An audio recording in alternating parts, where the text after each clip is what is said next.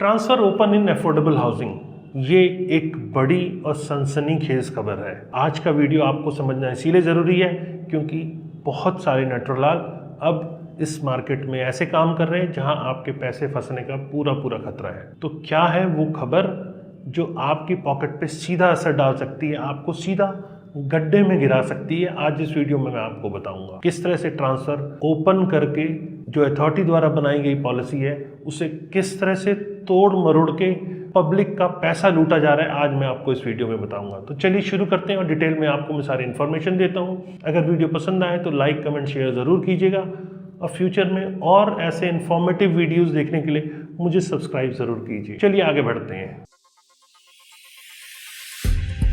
नमस्कार, मैं हूं प्रदीप मिश्रा। प्रॉपर्टी मिश्रा शो में आपका स्वागत है। यहां हम आपको प्रॉपर्टी और प्रॉपर्टी मार्केट की हकीकत बताते हैं। नो बकवास, डायरेक्ट काम की बात। चलिए शुरू करते हैं। ट्रांसफर ओपन है अफोर्डेबल हाउसिंग में। अब आप कहेंगे कि शायद आपको पता नहीं है इसीलिए आप ऐसी बात बोल रहे हैं। नहीं, मुझे पता है कि as per policy, affordable housing policy, जो अंडर कंस्ट्रक्शन स्टेज के ऊपर प्रोजेक्ट्स होते हैं वहाँ ट्रांसफ़र ओपन नहीं होता। और पॉलिसी कहती है कि पोजीशन के 1 साल के बाद ट्रांसफ़र ओपन होता है। क्यों अथॉरिटी ऐसा करती है, क्यों ट्रांसफ़र पर रोक लगाती है, पहले इसको समझते हैं। अथॉरिटी का मानना है कि अफोर्डेबल हाउसिंग उन लोगों के लिए हो जिनको घर की वाकई में ज़रूरत है। और प्रधानमंत्री आवास योजना के तहत पहले बहुत सालों तक क्रेडिट लिंक सब्सिडी स्कीम भी दी गई, जिससे कि लोन के इंटरेस्ट पे एक तरह से सब्सिडी बायर को मिलती है जो फर्स्ट होम खरीद रहा है। तो उसका फ़ायदा बहुत सारे लोगों ने उठाया और ये स्कीम वाकई में बहुत अच्छी थी क्योंकि अथॉरिटी ने यहाँ डेवलपर्स को भी इंसेंटिव दिया।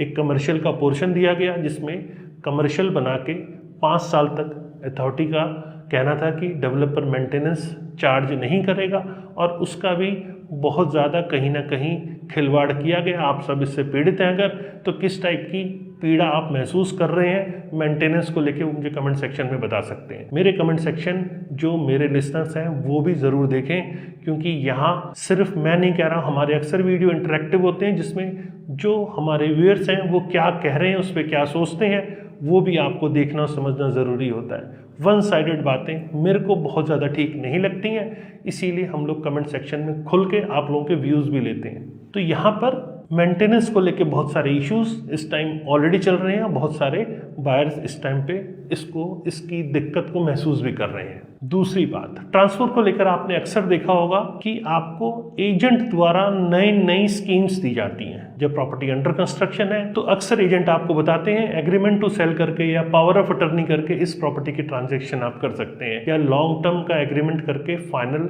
जब पोजीशन होगा तब इस प्रॉपर्टी को ट्रांसफर करा लिया जाएगा। क्या ये पॉसिबल है? देखिए, कोई भी प्रॉपर्टी जो आप जनरल पावर ऑफ अटर्नी पे खरीद रहे हैं और पोजीशन से पहले वो ट्रांजैक्शन कर रहे हैं, वो इनवैलिड ट्रांजैक्शन है और जीपीए प्रॉपर्टी ट्रांसफर का मोड नहीं है। ये आपको समझना पड़ेगा। ये तो हुई समझने वाली बात जो अक्सर आप लोग धोखा खा रहे हैं, क्योंकि अगर सेलर ने वही प्रॉपर्टी 4 लोगों को बेच दी फ्रॉड तरीके से तो आपको उसकी ऑथेंटिसिटी चेक करने का बहुत कोई ठोस जरिया नहीं मिल पाएगा। पोजीशन से पहले अथॉरिटी में रिकॉर्ड में, डेवलपर के रिकॉर्ड में सेलर का नाम ही चलता रहेगा और डेवलपर के रिकॉर्ड में जो कन्वेंस डीड होगी जो अथॉरिटी में सबमिट होगी, मतलब जिसने प्रॉपर्टी खरीदी प्रॉपर्टी उसी के नाम पोजीशन हैंडओवर होगा, उसी के नाम कन्वेंस डीड भी बनेगी। तो वो कन्वेंस डीड भी सेलर के नाम, जिससे आप खरीद रहे हैं एज अ सेलर, उसी के नाम बनेगी। मतलब आपके नाम कुछ भी नहीं होगी, एक सिर्फ एग्रीमेंट कागज का टुकड़ा लेके आप घूम रहे होंगे। पोजीशन के 1 साल के बाद वो प्रॉपर्टी ट्रांसफर हो सकती है, तब तक आपका पैसा रिस्क पे है। और ऐसी स्कीम देने के लिए बहुत सारे एजेंट आपको तत्पर होंगे कि पोजीशन के 1 साल के बाद ट्रांसफर करा देंगे, लेकिन अभी आप प्रॉपर्टी खरीद लो। आप कच्चे लालच में अक्सर कम कीमत देखकर आप ऐसी प्रॉपर्टी खरीद लेते हैं और एजेंट द्वारा ट्रांसफर एक तरह से धड़ल्ले से ओपन कर दिया जाता है। मैं आपको सख्त इंस्ट्रक्शन इस चीज़ का दे दूं कि ऐसी कोई भी प्रॉपर्टी जिसका पोजीशन अभी नहीं हुआ है या पोजीशन के 1 साल नहीं बीते हैं, अफोर्डेबल हाउसिंग में उस प्रॉपर्टी को आप ना खरीदें। इससे आपका पैसा फंस सकता है, आपके पैसे गड्ढे में डूब सकते हैं। तो क्या आप वाकई में गड्ढे में पैसा डालना चाहते हैं? दूसरा सबसे बड़ा गड्ढा जहां मेरे को दिखता है वो ये है कि कन्फर्म अलॉटमेंट के नाम पे कई बार आपको प्रॉपर्टी दे दी जाती है।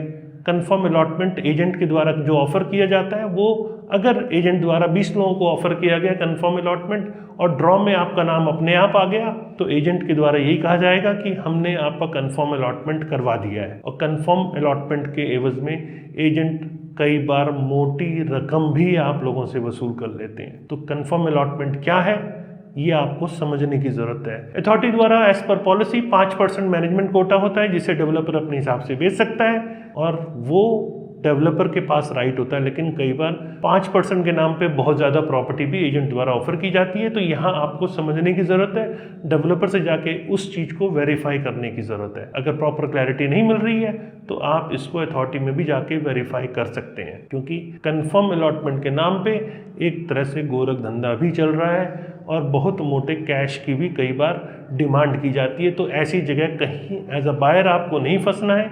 अगर प्रॉपर तरीके से और प्रॉपर वाइड ट्रांजैक्शन हो रही है तो आपकी ट्रांजैक्शन कहीं हद तक सेफ हो सकती है और आपको वाकई में मैनेजमेंट कोटा से मिल रहा है। इसको डेवलपर द्वारा ऑथेंटिकेट रिटर्न में करके अगर कर रहे हैं तो आप थोड़ा सा सेफ महसूस अपने आप को कर सकते। तो ये तो थे 2 गड्ढे जिनसे आपको बच के चलना है। आपको इनमें नहीं फंसना है, क्योंकि ये एक ऐसा जाल है जो आपके पास अगर कम पूंजी है तो उसका फ़ायदा उठाया जाता है। यही आपको लालच देके गड्ढे में गिराया जाता है। तो किसी भी गड्ढे में या लालच में आके फंसने की ज़रूरत नहीं है।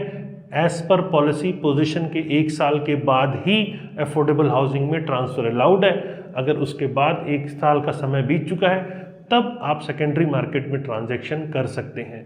अंडर कंस्ट्रक्शन या बिफोर 1 ईयर ऑफ पोजीशन आप किसी भी टाइप की ऐसी प्रॉपर्टी ट्रांजैक्शंस में बिल्कुल ना फंसें। और कंफर्म अलॉटमेंट का जो जाल इस टाइम पे चल रहा है उसमें आप बचें। जब तक रिटर्न में आपके पास सारी चीज़ें ना हो तब तक ऐसी किसी भी प्रॉपर्टी ट्रांजैक्शन में घुसने से पहले आप बचें। तो कैसी लगी मेरे द्वारा दी गई जानकारी, ये मुझे लाइक कमेंट शेयर करके ज़रूर बताएं। और वीडियो इंटरेक्टिव हो, आपके व्यूज़ भी और बायर्स तक पहुँचे, तो इसके लिए आप अपना एक्सपीरियंस नीचे कमेंट सेक्शन में शेयर कर सकते हैं। और मेरे सारे लिसनर्स इन कमेंट्स को पढ़ के उनके एक्सपीरियंस जो ऑलरेडी एग्जिस्टिंग बायर्स हैं उनके एक्सपीरियंस का भी आप बेनिफिट उठा सकते हैं। फ्यूचर में और रेगुलर ऐसे इन्फॉर्मेटिव वीडियोस देखने के लिए जहां आप फंस सकते हैं, आपको बचाने के लिए मेरी कोशिश है कि मैं आपको ऐसी इन्फॉर्मेशन देता रहूं। तो ऐसे रेगुलर वीडियोस देखने के लिए मुझे सब्सक्राइब ज़रूर करें और मिलते हैं नेक्स्ट वीडियो में। नमस्कार एंड जय हिंद।